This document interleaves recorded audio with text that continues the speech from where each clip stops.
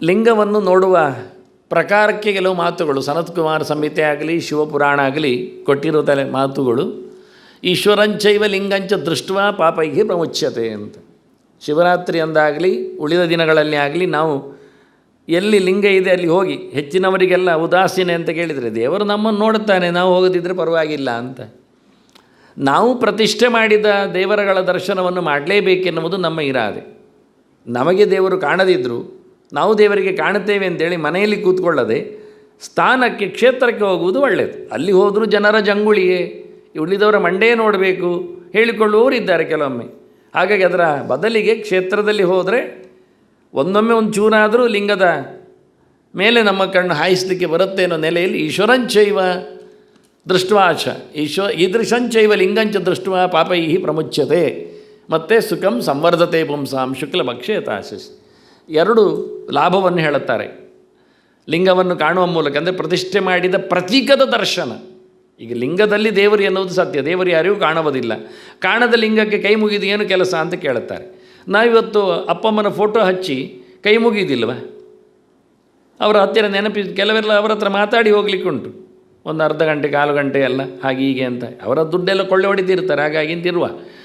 ಆದರೂ ಅವರು ನಮಗೆ ಮಾತಾಡಿದ ಹಾಗೆ ದೇವರು ನಮ್ಮ ಹತ್ರ ಮಾತಾಡ್ತಾರೆ. ಪ್ರತೀಕವು ಉಪಾಸನೆಗೆ ಯೋಗ್ಯವೇ, ಚರ ಆಗಲಿ ಅಚರ ಆಗಲಿ. ಚಲಪ್ರತೀಕಗಳಾದರೆ ತೊಂದರೆ ಇಲ್ಲ, ದನವನ್ನು ಮುಟ್ಟಬಹುದು, ಅಶ್ವತ್ಥವನ್ನು ನೋಡಬಹುದು, ಅದೆಲ್ಲ ಸರಿ. ಅಚಲ ಪ್ರತೀಕದಲ್ಲಿ ಖಾಲಿ ಕಲ್ಲು, ಮಣ್ಣು, ಗುಂಡು, ಶಾಲಿಗ್ರಾಮ ಇದನ್ನು ಹೇಳುವಾಗ ಅದರಲ್ಲಿ ಅನೇಕ ಪವರ್ಗಳು ಇರ್ತವೆ ಎನ್ನುವುದು ಸತ್ಯ.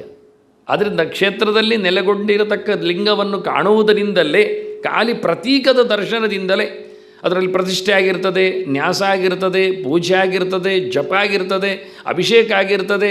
ಹೀಗಾಗಿ ಅದು ಅಂಗಡಿಯಲ್ಲಿಟ್ಟ ಶೋರೂಮಿನಲ್ಲಿದ್ದ ಪ್ರತೀಕಗಳಂತೆ ಅಲ್ಲ ಅದು ಅನ್ನುವುದನ್ನು ನಾವು ಅರ್ಥ ಮಾಡಿಕೊಂಡ್ರೆ ನಮಗೆ ಎರಡು ಲಾಭ. ಒಂದು, ನಮ್ಮಲ್ಲಿದ್ದ ಕೆಟ್ಟದು ಹೋಗ್ತದೆ, ಒಳ್ಳೆಯದು ಬರ್ತದೆ, ಪಾಪ ನಿವೃತ್ತಿ ಆಗ್ತದೆ, ಜೊತೆಯಲ್ಲಿ ಸುಖ ಸಮೃದ್ಧಿ ಆಗ್ತದೆ.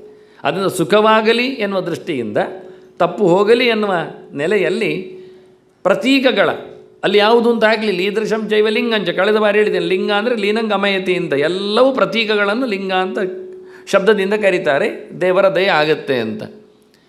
ಅದರ ನಂತರದಲ್ಲಿ ಪೂಜೆ ಮಾಡುವ ವಿಷಯದನ್ನು ಹೇಳ್ತಾರೆ. ಯೋರ್ಚಾಯಾಮ್ ಅರ್ಚಯತೆ ದೇವಿ ಪುರುಷೋ ಮಾಂ ಗಿರೇಸ್ತುತೆ ಲೋಕಂ ಲಿಂಗಾತ್ಮಕಂ ಜ್ಞಾತ್ವ ಲಿಂಗೇ ಯೋ ಅರ್ಚಯತೆ ಹಿಮಾಂ ನಮೇ ತಸ್ಮಾ ಪ್ರಿಯತರಃ ಪ್ರಿಯೋವಾ ವಿದ್ಯತೆ ತತಃ ಅಂತ. ವಾಸ್ತವವಾಗಿ ಇಡೀ ಲೋಕವನ್ನೇ ಲಿಂಗವನ್ನಾಗಿಸಿಕೊಳ್ಳಬೇಕು. ಲೋಕವೇ ಒಂದು ದೃಷ್ಟಿಯಿಂದ ಲಿಂಗಾಕಾರದಲ್ಲಿದೆ, ಆದ್ದರಿಂದ ಅದರಲ್ಲಿ ದೇವರನ್ನು ಕಾಣಬೇಕೆನ್ನತಕ್ಕಂಥ ಒಂದು ಭೌತವಾದ ವ್ಯಾಪ್ತವಾದ ದರ್ಶನ. ಹಾಗಾಗಿ ಪ್ರತಿಯೊಂದು ಲಿಂಗ ಅಂತ ಅರ್ಥ. ಈಗ ವ್ಯಕ್ತಿಯು, ವಸ್ತುವು ಅದು ಲಿಂಗವಾಗಿದೆ ಅಂತ, ಅದರಲ್ಲಿ ಒಂದು ರೀತಿಯಾದ ಶಕ್ತಿ ಪ್ರವಹಿಸುತ್ತಾ ಇರ್ತದೆ ಅಂತ. ಒಬ್ಬ ಚಿಂತನೆಯ ಮೇಲಕ್ಕೆ ಅದರ ಮೇಲಿನ ಶಕ್ತಿ ಉದ್ಬೋಧ ಆಗ್ತದೆ, ಸ್ಫೋಟಗೊಳ್ಳುತ್ತದೆ. ಇದು ಮನುಷ್ಯನ ಸಹಜವಾದ ವ್ಯವಸ್ಥೆ. ಅದು ಮುಟ್ಟುವುದರಿಂದ ಹೇಗೆ ವ್ಯಕ್ತಿಯಲ್ಲಿ ಬದಲಾವಣೆಯನ್ನು ನಾವು ನೋಡ್ತೇವೆಯೋ, ಸ್ಪರ್ಶ ಅಂತಾರೆ, ಇವತ್ತು ರೇಖಿ ಅಂತಾರೆ ಬೇಕಾದರೆ ಕೆಲವೊಮ್ಮೆ, ಹಾಗೆ ಟಚೀಲ್ ಅಂತ ಕರೀತಾರೆ. ಇವೆಲ್ಲ ಮುಟ್ಟುವುದರ ಹಾಗೆ ದೃಷ್ಟಿಪಾತ ಅಂತ ಒಂದಿದೆ ದೀಕ್ಷೆಯ ವಿಧಾನದಲ್ಲಿ, ನೋಡುವುದು ಅಂತಲೇ ಇರ್ತದೆ. ಅದರಿಂದ ವಸ್ತುಗಳು ತನ್ನಷ್ಟಕ್ಕೆ ಭೌತ ಕೇವಲ ಅಲ್ಲದೆ ಅದರಲ್ಲಿ ಒಂದು ಅತೀಂದ್ರಿಯವಾದ ಶಕ್ತಿ, ದೈವಿಕವಾದ ಫೋರ್ಸ್ ಇರಲಿಕ್ಕೆ ಹೋಗಿ ನಾವು ಇಡೀ ಜಗತ್ತನ್ನೇ ಲಿಂಗವನ್ನಾಗಿಸಿಕೊಳ್ಳಬೇಕು. ಅದು ಹೋದಾಗ ನಾವು ಇತರರ ತತ್ವಕ್ಕೆ ಹೋಗ್ತೇವೆ, ವಚನ ಸಾಹಿತ್ಯದೆಡೆಗೆಲ್ಲ ಹೋಗ್ತೇವೆ. ನೋಡಿಕೊಳ್ಳಿಕ್ಕೆ ಹೋದರೆ ಎಲ್ಲ ಜಂಗಮಗಳೆಲ್ಲ ವ್ಯಕ್ತಿಗಳು ನಿಜವಾಗಿ ನಮಗೆ ಶರಣರು ಅಂತ ಹೇಳಿಕೊಂಡಾಗೆ ಅದನ್ನು ಈ ಗೆರೆಗಳು ಎಷ್ಟು ಸುಂದರವಾಗಿ ನಮ್ಮ ಮುಂದೆ ಚಿಂತನೆಯನ್ನು ತಂದಿದೆ.